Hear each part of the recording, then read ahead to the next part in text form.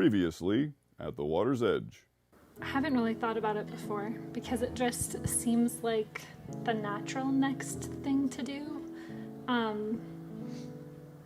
Just being able to share and provide that safe space for someone else to talk about what they're going through and let them know that they're not alone.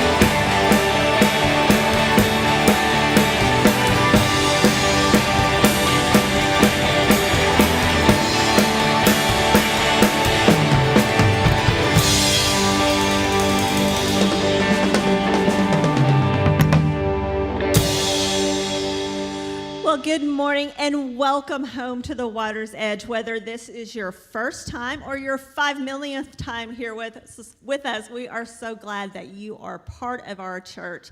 Now, we want to make sure you feel at home. So if there's something we can do, if you have a question that you need answered, please let us know. If you're watching online, you're part of our family too. We're so glad you're here. Now, our vision statement here at the Water's Edge, the last line of it states that we want to be a church that radically invests in the next generation. And today, Pastor Craig's going to talk about how we can do that as a church, how we can come together and welcome home kids of all ages and backgrounds. Now, some other things that we have going on here at the Water's Edge are coming up. This Thursday, We University kicks off. We have several different classes that'll be going on during We University. You can sign up all the way up until Thursday and honestly beyond that. So we encourage you to check those out. If you're wondering, if you have kids and you're wondering, I would love to take a class, but what do I do with my kiddos? We have childcare for you. We have some amazing people who will be here hanging out with your kids while you take classes. So don't let that deter you. You can sign up at weomaha.com/connect/WeU. Another thing coming up next Saturday is We Serve Saturday. This is something that we do the second Saturday of every month.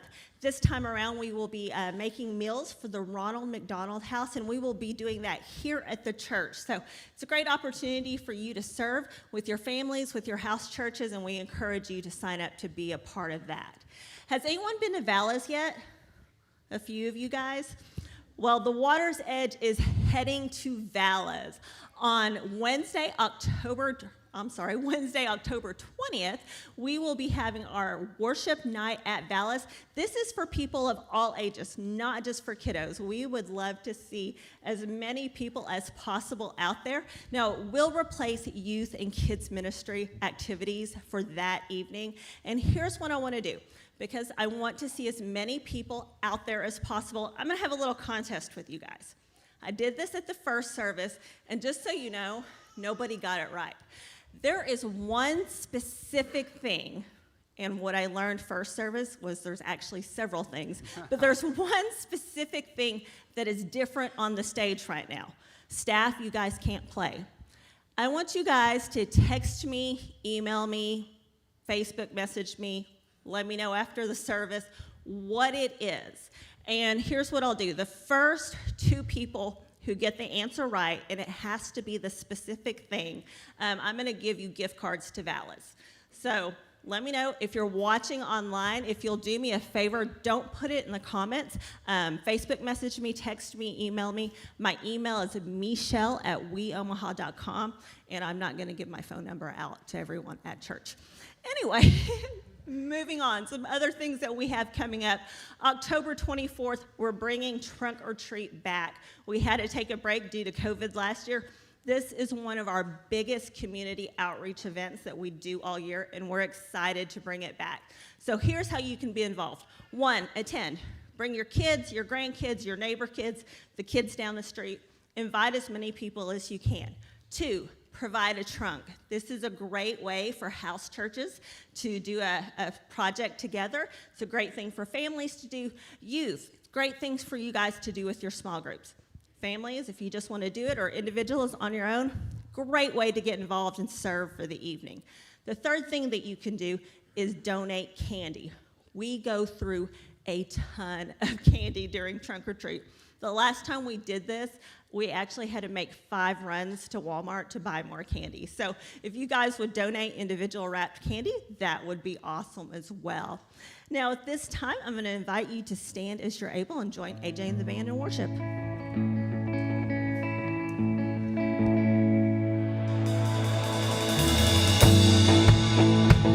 Well, good morning, church. I invite you to sing these songs out with us. Let's lift up the Lord's name this morning.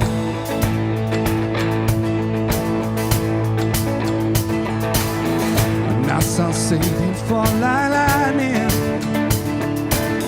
and I saw darkness run for cover. But the miracle that I just can't get over, my name is registered in heaven. I believe in signs and wonders.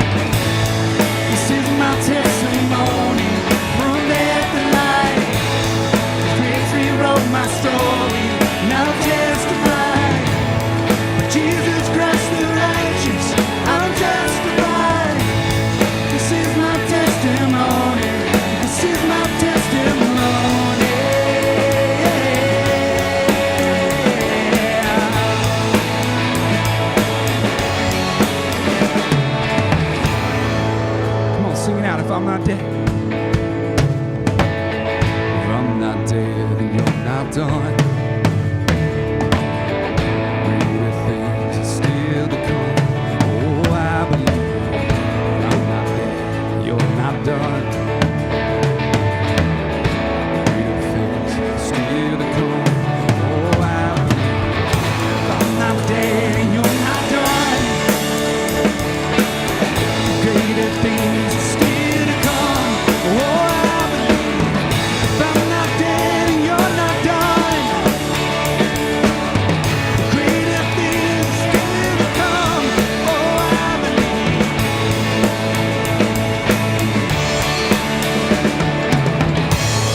This is my testimony from death to life. 'Cause grace rewrote my story and I've testified. Jesus Christ the righteous, I'm justified. This is my testimony, oh, I'm alive. This is my testimony from death to life. 'Cause grace rewrote my story, I've testified. Jesus Christ the righteous, I'm justified. This is my testimony, this is my testimony.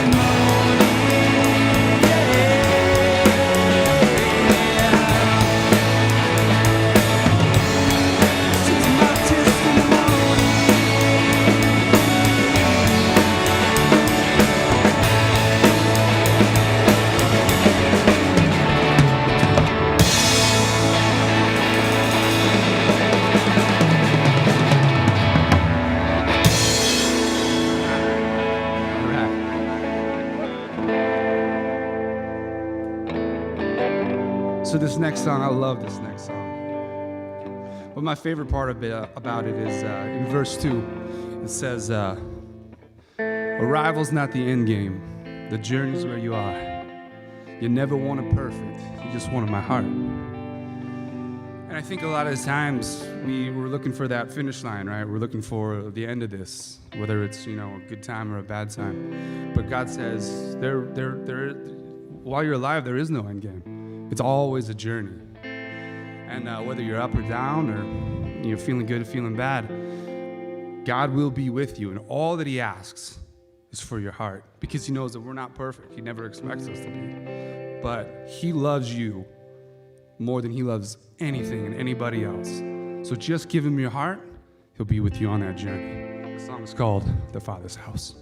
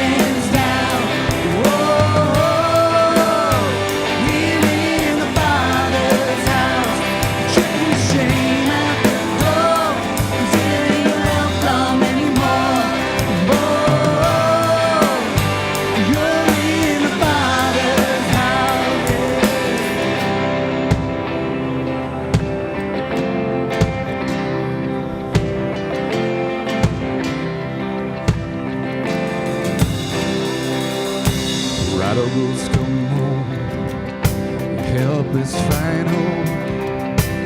Love is on the move when the Father's in the room. The doors swing wide, the dead comes to life. Love is on the move when the Father's in the room. Miracles take place, the cynical find faith. Love is breaking through when the Father's in the room. Jericho walls are shaking, strongholds now are shaking. Love is breaking through when the Father's in the room. Love is breaking through when the Father's in the room. Oh, lay your burdens down. Oh, here in the Father's house. Shake your shame at the door. She ain't welcome anymore. Oh, you're in the Father's house.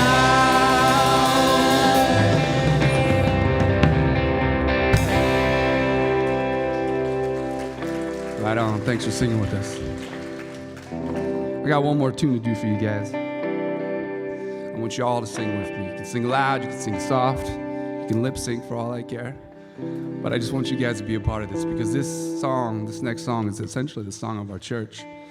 It's called Come and Listen. And when we were first starting, Craig was thinking about what we're going to call this place. And this song kind of gave him the inspiration for the Water's Edge. So sing it with us. Come and listen.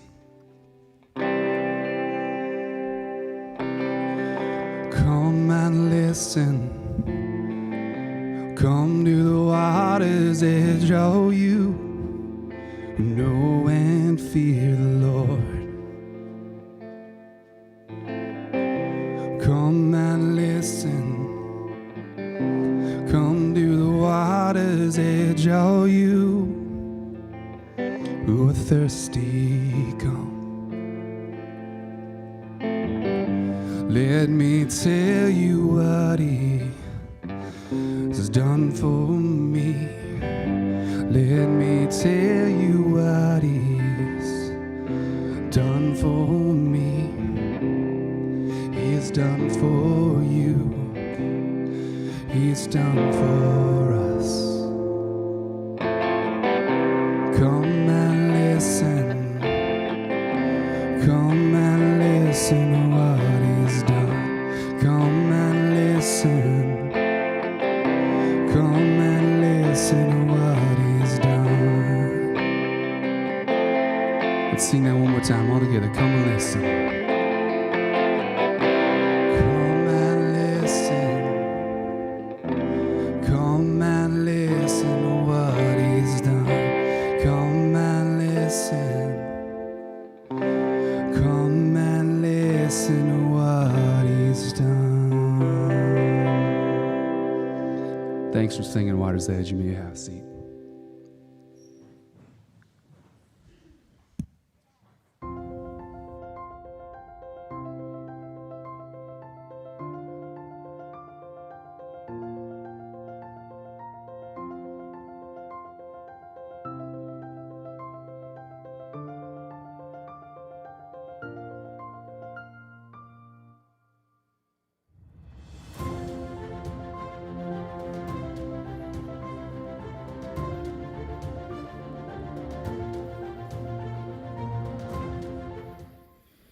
Good morning. I'm Craig Finstead, one of the pastors here. Thanks so much for worshiping with us this morning. You were glad you're here. Got just a couple announcements I want to go over.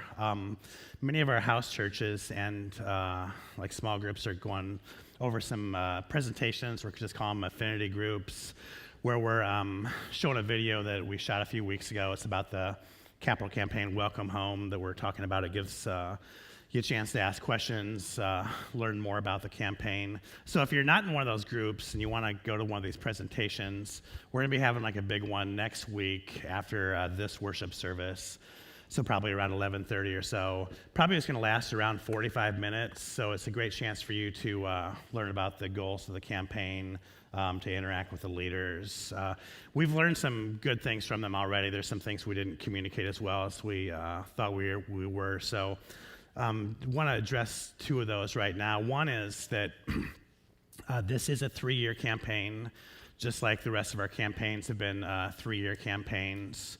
So the goals are going to be to build the 10,000-foot addition to the west. It's going to help us do kids ministry, youth ministry. It's going to help us to do kids ministry in general because we don't have room, and then youth ministry better on Wednesday nights. But it's going to help us on Sunday mornings. It's going to help us with weddings, with funerals. We can do those better. It's going to help us outreach to the community a lot better. So it's not just for the kids, it's for all of us, but it's a really cool thing. The driveway is going to be on the west side of the property, similar to the driveway on the east side of the property, so it connects us to the neighborhoods a lot better. And if you're coming in from Gretna or Elkhorn, that'll probably be the entrance that you'll be using. And then where the slip up kind of was is it is a 3-year campaign. It's not a 5-year campaign. So our debt after 5 years will be eliminated. So the first $200,000 given to the campaign will reduce our debt from about $1 million to $800,000. And then that $800,000 will be paid out of the church budget over the next 5 years. So y'all have reduced the debt just by your generosity over the last number of years. Like for us to be where we're at, we're way ahead of schedule. We're way ahead of other comparable churches. But it is a 3-year campaign. The debt will be eliminated in 5 years. So just wanted to be clear that it's not a 5-year campaign, it's a 3-year campaign. And the other thing we're hearing is, what about when Craig leaves? It's like some of you are trying to, things are going to really take off then. But there was some concerns about that, and I just want to say, Leandra said this last week when she announced that she's pregnant. If you weren't here last week and you missed that, Leandra's pregnant. It's her story to tell, but I just told it, so sorry. Easier to get permission than forgiveness, I guess, these days. So I was saying something about, that's what it was. This is home. She said it was home to her, and she's not moving back to Cedar Rapids where her parents live, and this is home to me as well. I couldn't imagine serving a different church. So I have 15 years in. The way I have it figured out, I have 15 years to go before I retire. The way my financial planner has it figured out, I have 22 years left to go before I retire. So we'll meet somewhere in the middle, and I'll retire when I'm 72, I guess. And the second point is I'm not qualified to do anything else. I have no other options. So I just wanted to share a little bit about that. Just love y'all, and this is home to me. I wasn't always a pastor. For 3 years, I worked at a newspaper, the Lexington Herald-Leader in Lexington, Kentucky. Anyone ever been there before? So right in the heart of it. You've been there, Corey? Good. So when you're new, I was 22, 23 years old at the time, and so when you're the young person at the organization, they have these teams, and they always try to get the young people on the team. So there's broad representation. We can say, well, we include the young people. So the team was the technology team, and think about that. Think about 1994, and think about technology. So who here owned a cell phone in 1994? There might be a handful of you, but there wasn't very many. And that thing was huge, right? It's the size like a watermelon. You just carry the thing around. And so did you have Twitter or Facebook back in 1994? No. I don't know if Bill Gates was even born yet, or the Mark Zuckerberg. He might not have been born at that time. So then, the internet or email. So what email or internet provider did you use in 1994? AOL, right? And you log on, and you're trying to go to something, and you can get logged off or whatever. So that's the technology in 1990. So we actually had a meeting, and at the meeting we decided to buy the domain Kentucky.com. So if you go to Kentucky.com today, it's the Herald-Leader's website. So I remember at the end of the meeting, the publisher, his name is Lewis Owens, and I'm guessing he doesn't watch my sermons. Lewis, if you do, I'm sorry for telling this story. But he looked at us, and he said, we'll do this, but I will guarantee you, and he said this with passion, he said this with belief, I will guarantee you that the computer will never replace the newspaper on everybody's front doorstep on the mornings. Yeah, that one didn't age very well. So in on our street, I take the dogs for a walk in the morning, and there's probably, like, I go down 30 houses and probably come back, so probably talking about like 60 houses total or so. How many of those houses do you think actually have a newspaper in the driveway? I think it's 2. And one of them's the World Herald and one's the Wall Street Journal. So this was owned by the Knight Ridder companies, which filed for bankruptcy less than a decade later. And the world has totally changed. So did you guys read this last week that they finally closed the last Sears store in Chicago? Yeah, I'm guessing back in the day when Sears was a giant and this new company came out called Amazon, that Sears wishes they would have taken Amazon a lot more seriously, because one of them now is the largest company in the world, and one just closed its last store. Do you guys remember this store here we go, over here. Do you guys remember the store called Blockbuster? Yeah, they don't remember what was Blockbuster. Well, Netflix took care of Blockbusters. What about think about like the yellow cabs in the major cities. These things are almost extinct because of Lyft and Uber. So where I want to go with this is I think the church is very vulnerable these days, like the church with a capital C. I think the pandemic has not caused this. I think it's exacerbated it. The church has been in decline in the United States for decades. Like our little slice of Christianity, the United Methodist Church, has decreased in size every year since my birth in 1970. It's gotten smaller. There's no exceptions. Every year, in both membership and worship attendance, it's gotten smaller. And we're actually one of the more prosperous denominations out there. We're just like shrinking slower than most other denominations are. So there's a story in the newspaper. It's like the United Methodist newspaper, like last year. It came out when the PPP loans came out. And it was like embarrassing for me to read like the headline. It said that PPP loans can save the church. Now, we actually got a PPP loan. We've reinvested most of it back into the community. Grateful that we went through that process, but seriously, like, a loan can save the church? There's only one thing that can save the church, and it's a person, and his name's Jesus.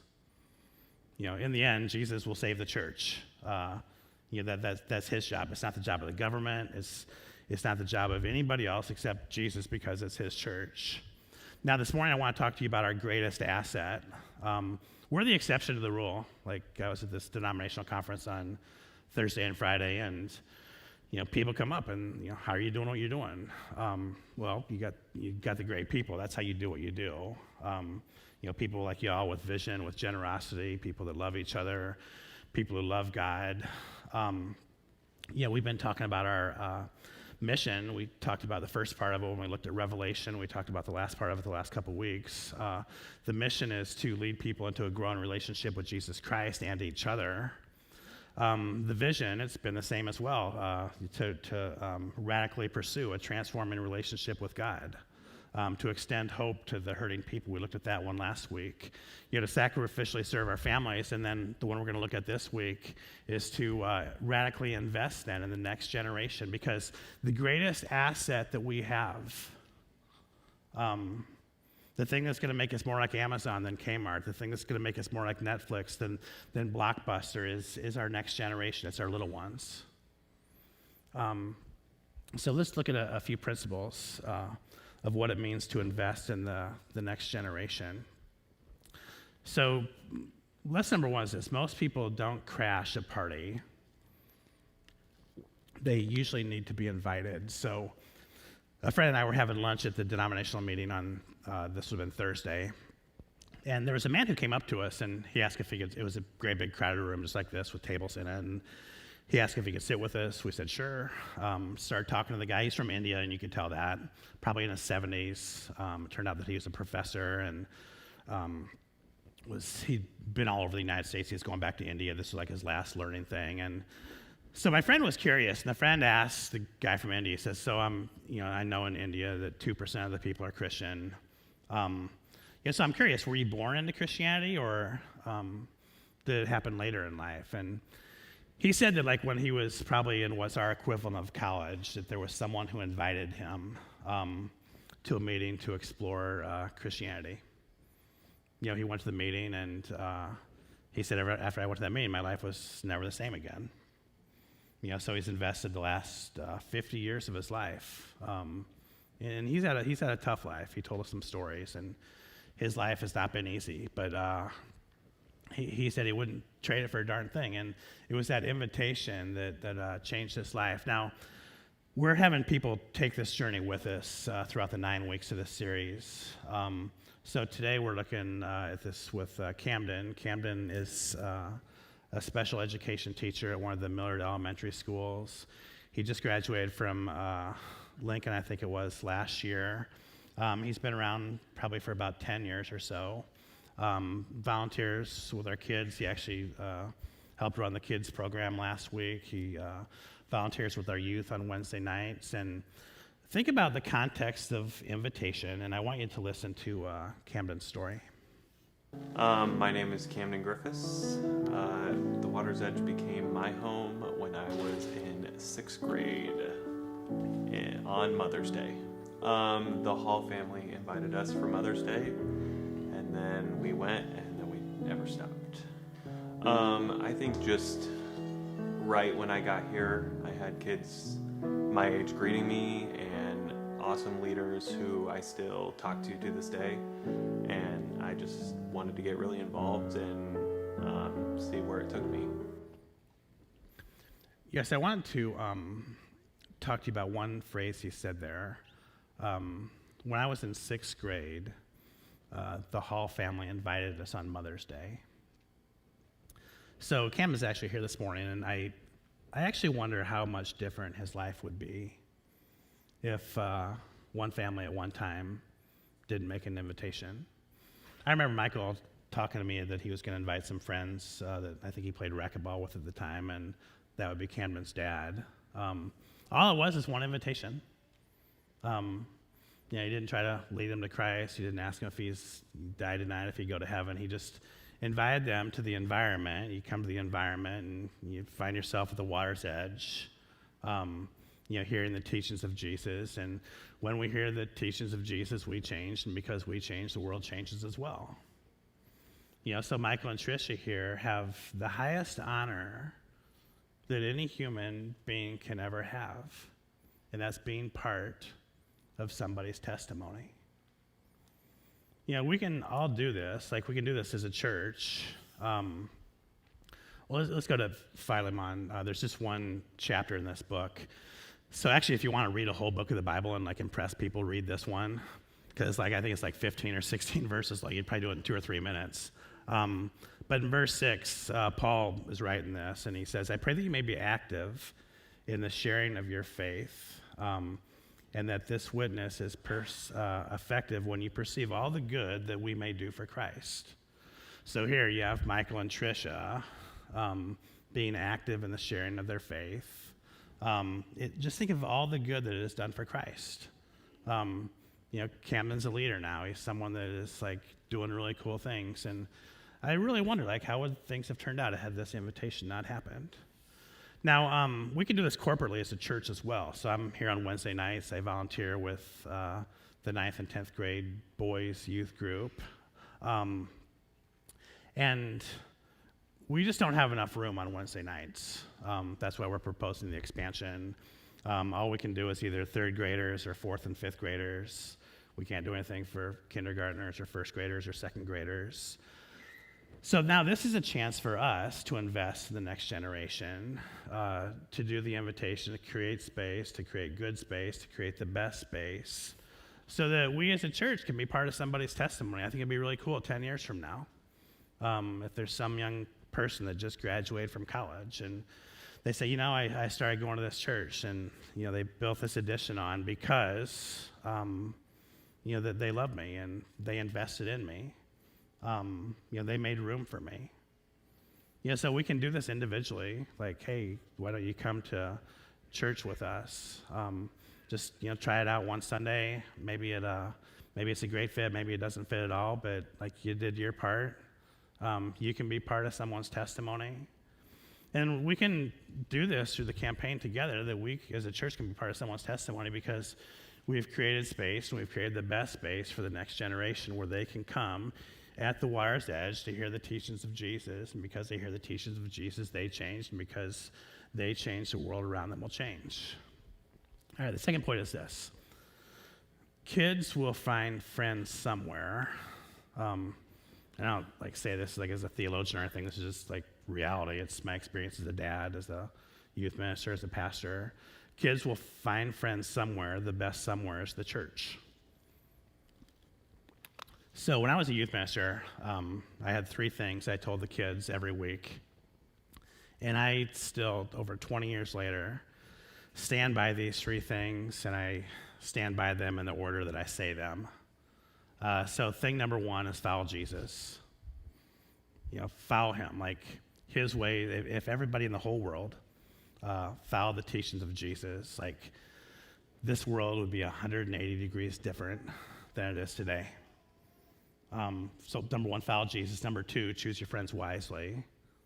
And then number 3, delay gratification. So let's just put number 3 aside. That's a whole different sermon series. We looked at number 1, when we looked at Revelation, last month. But I want to stick to this one. Choose your friends wisely. So what we can do here is we can give people an opportunity, to make friends. So let's listen to Camden's story, and I'm just going to let him share about this. I would say family. A lot of my best friends to this day, I met through the church. I met my fiance through the church, and I've just built so many relationships and friendships with people who I love so much. Yeah, so Camden and Lexi are getting married. I don't know if it's next year or the year after that, but they're getting married here, I think, and I'm guessing that some of the people out there, and maybe even some of the people standing up with him, and same with Lexi, I'm guessing that some of these people are going to come from the church, because this is why we talk about house churches, because the mission is to lead people into a growing relationship with Jesus Christ and each other. The church has never been about just us and God. It's always been about us and God and others. We grow best in community. We do everything best in community. Now, Jesus says, for when 2 or 3 gather together in my name, I am there in the midst of them. So it's about, so let's just do this. And this doesn't apply just 12 through 18-year-olds when I would say these things. This applies to all of us. So if you hang out with people who get into trouble, what's going to happen to you? You get into trouble. You're not going to be the exception to the rule. When you hang out with people who make really bad choices, what kind of choices are you most likely going to make? You're going to most likely make bad choices. That applies to the 12-year-old. It applies to the 72-year-old. What if you hang out with not perfect people, not people that are never going to make a mistake, but what if you hang out with people who intentionally do their absolute best to follow Jesus Christ? Well, you're going to intentionally do your best to follow Jesus Christ. That's why we do this here. All right, I want to talk about investment now. The last part of our vision is to invest in the next generation. I would say this is the most important part of our vision. If we don't do this in 40 years, 50 years, we're just not a sustainable organization anymore.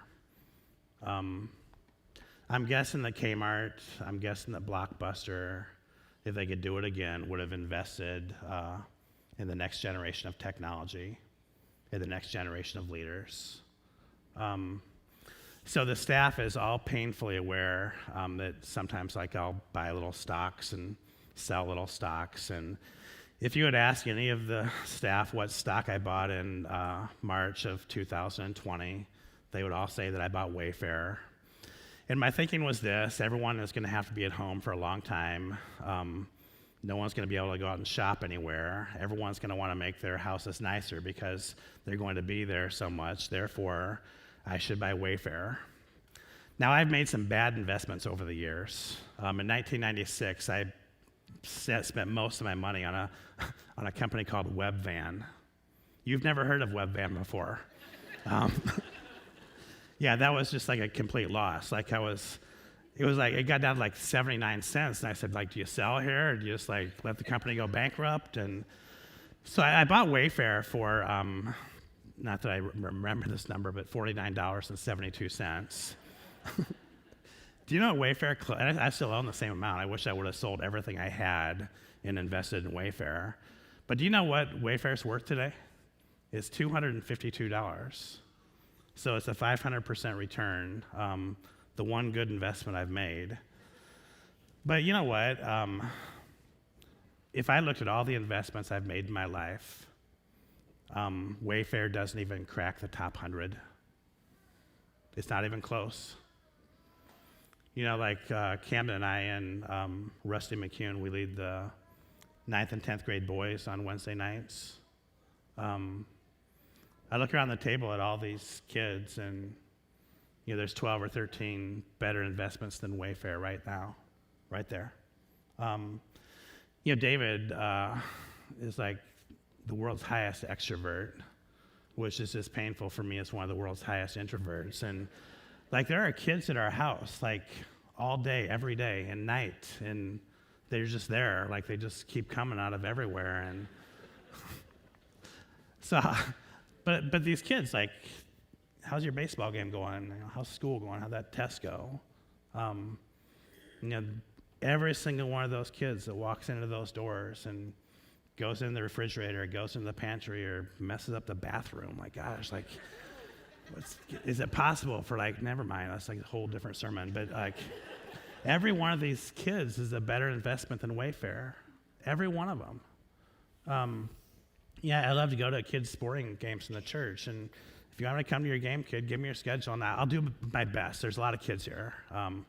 I got a few other things to do, but every time I go to one of those games, I'll slap the kid's hand after the game and say, good job, win or lose, and that's a better investment than Wayfair. It really is. The best investment that you will ever make is the next generation. So let's listen to Camden talk about this. Mike Jasa, Steve Gibson, Jason Berry, so many guys around that are, some of them are even still around, who just invested in me, helped make some of my biggest life decisions of going to college, what am I going to do as a career. They have spent so much time putting investments in me, and I feel like that's what I want to do.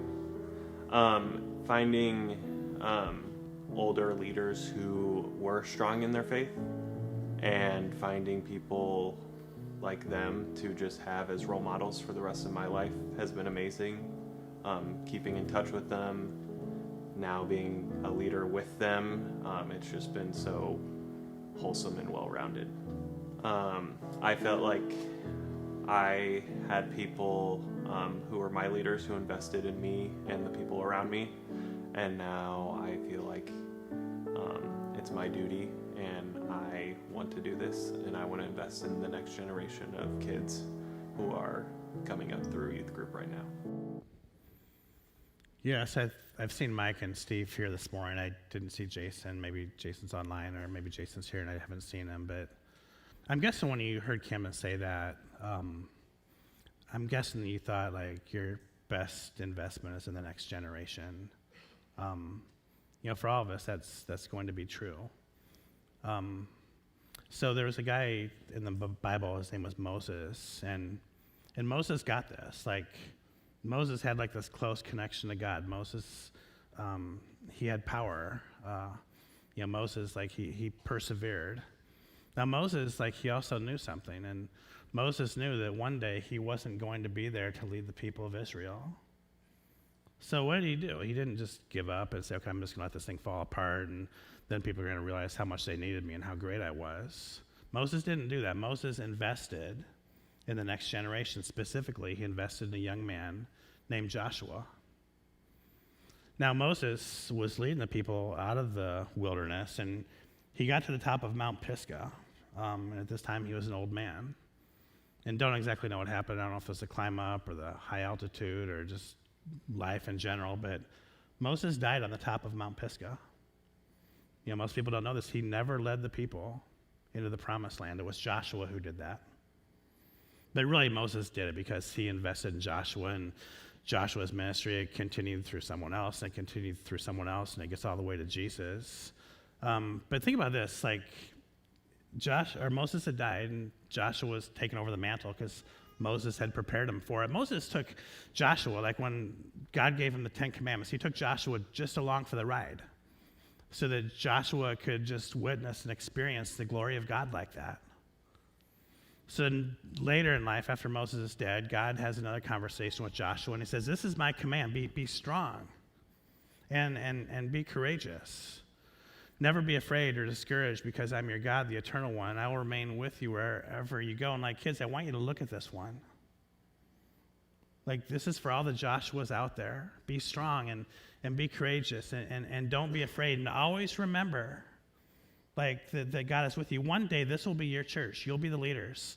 One day you will take this church to levels that we were unable to do it because we have this hope here that the best days are still in front of us. Now, the fourth one I got is kids will find a third space to call home. So in the best third space out there is the church. So in sociology, there's a term known as a third space. So the first space is going to be home. The second space is going to be work or school. But we all long for a third space. The home, it's like the central part of who we are. The job, the school is something that we do. But like the third space, it's like who we are, who we relate to, like who when we have free time, we want to spend that free time with, like where where we want to be. So if you're familiar with like this in like sociological literature, like places like Starbucks, what they try to do is like create a third space for people, to come in. This is what we do here at the Water's Edge. To lead people into a growing relationship with Jesus Christ and each other.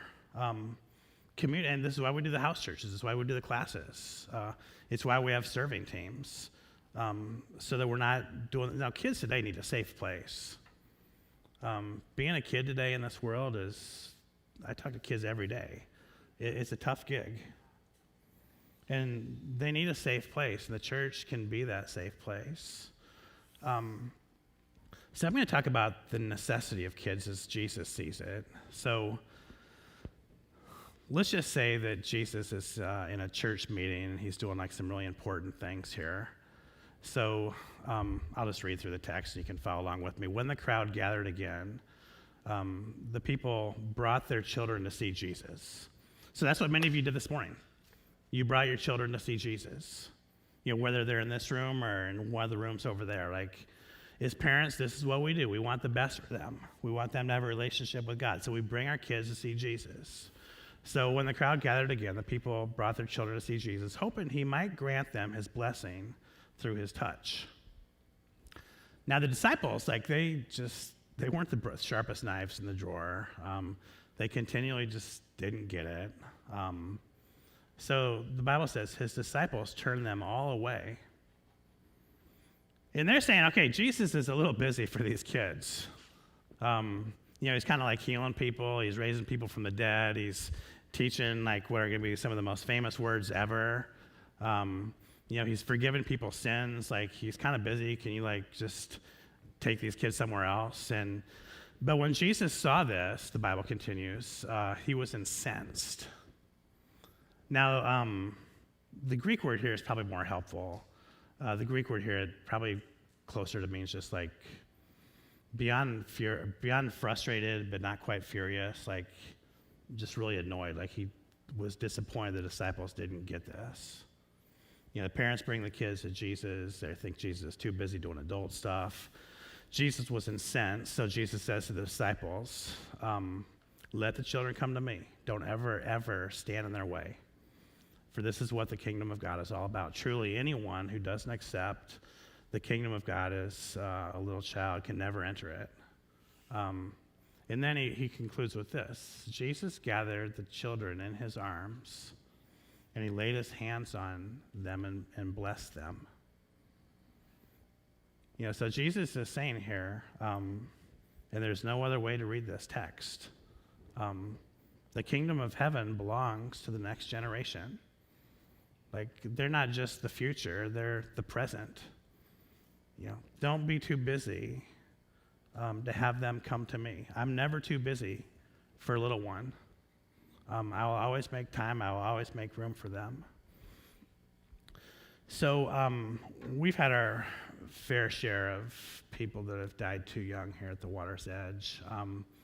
In his video, and I didn't see these until yesterday, Camden tells a story of one of the untimely deaths that we had, and this happened just about 3 years ago. So Blake McCune I knew him when he was 4 years old. 4 years old. He and Benjamin went to preschool together. And Blake was always just this energetic kid. Everyone who knew Blake loved him. So my son David was in 6th grade at the time of Blake's death, and Blake's younger brother Chase was in that group as well. So they were in the 6th grade youth group, and Blake was one of their leaders as a senior in high school. And I couldn't have really thought of a better leader, a better mentor for David. And so Blake had an accident one night. It was on October 28th, I think, of 2018. And I'm going to let Camden tell the story of what unfolded. We were definitely hurting that day, but we were still able to go through with the things that we needed to do, but also we had a space where all of the youth could come back and just feel loved and have it be okay for them to have those feelings. It was not a question that day that what we were doing, where we were going. When I got the news, I came straight here. I didn't know if people were going to be here, but this is where we came. And I mean, it kind of comes back to that first question of, this is my family, and I will continue here for the rest of my life. And I knew that a lot of people, a lot of kids, a lot of youth, a lot of adults, it was known that this is where we were going to go, because it was just heartbreaking. I remember that night well. It was like just this, out of the ashes, like rose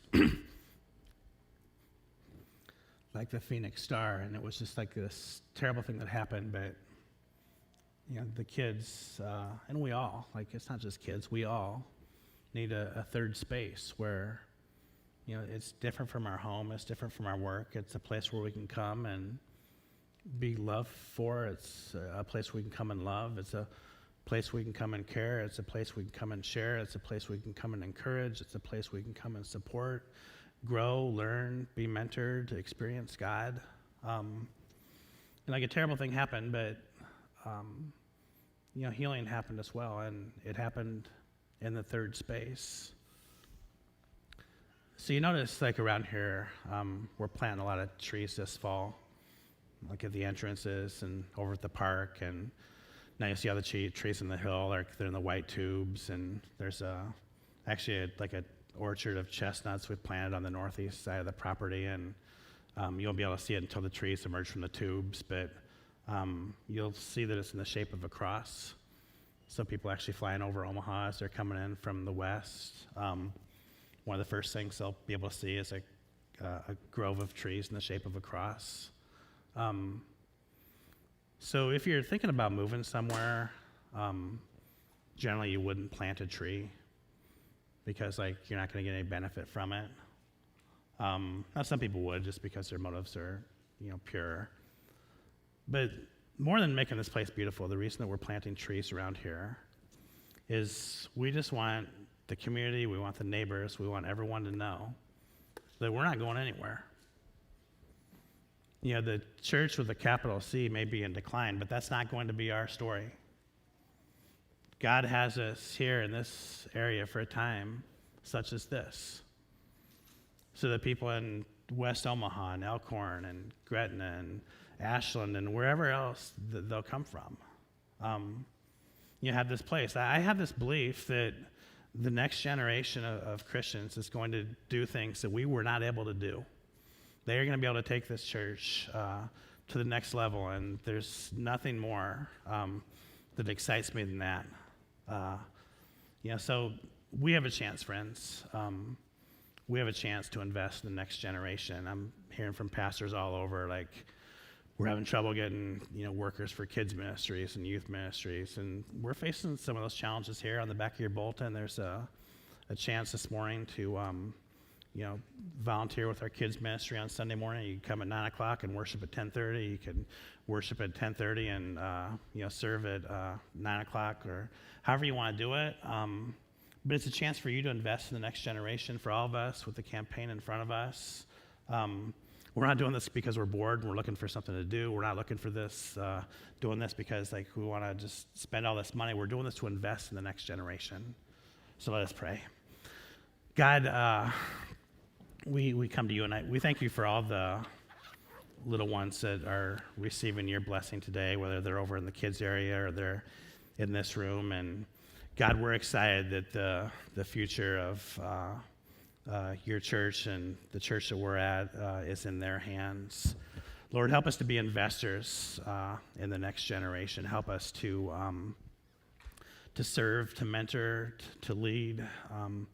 Lord, help us to be donors and givers and visionaries and supporters as we welcome the next generation home. Lord, right now I want to pray for every kid who is affiliated with the Water's Edge. God, I know that this world is a tough world. It's full of distractions, comparisons. Lord, there's so much good in the world, but there's so many challenges in the world as well. And I just pray that you'll just bless these little ones, just like that day when the parents brought their kids to you. Just bless them, Lord, and use them as a blessing. Lord, as a dad, I just thank you for all the people out here, all those online, all those everywhere that have invested in my sons. And Lord, all of us who are parents are thankful for those people in this church that give so much of their time and energy and their resources to investing in the next generation. Lord, above all else, we thank you for Jesus, and whether we're part of the next generation or the current generation, Lord, he came to the world to seek us and to save us from our sins and to give us an abundant life in this world and an eternal life in the world to come. And God, we thank you for Jesus, who died our death so that we may have life. And God, it's now that time where we come to the feet of Jesus, and together in one voice we pray the prayer that he taught us to pray. Our Father, who art in heaven, hallowed be thy name. Thy kingdom come, thy will be done, on earth as it is in heaven. Give us this day our daily bread, and forgive us our trespasses, as we forgive those who trespass against us. And lead us not into temptation, but deliver us from evil. For thine is the kingdom, and the power, and the glory forever. Amen. Each week at the end of our service, we're ending with a benediction, and those are really words that send us out as we leave here and go back out into the world. So our benediction for today is that we may be a church that welcomes kids of all ages and all stages of life with open arms, and may we seek to be fully present with them, and may our actions and habits continually point them to God. And we'll see you next week at the Water's Edge.